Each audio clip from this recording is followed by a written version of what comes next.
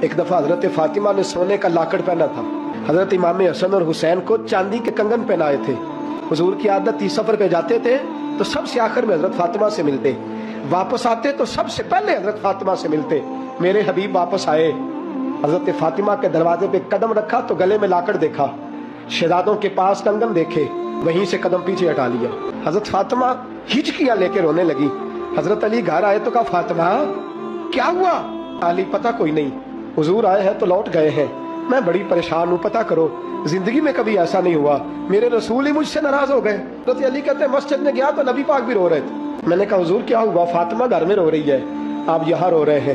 تو میرے حبیب نے فرمایا علی وہ محمد کی بیٹی ہو کے سونا پہنتی ہے، وہ محمد کی بیٹی ہو کے بچوں کو چاندی پہناتی ہے، سونے سے دل لگا رہی ہے۔ فرمایا اگر فاطمہ سونا پہنے گی تو میری امت کی غریب بیٹیاں کیا کریں گی؟ جو باپ نہیں لے کے دے سکے گا وہ کیا کریں گی؟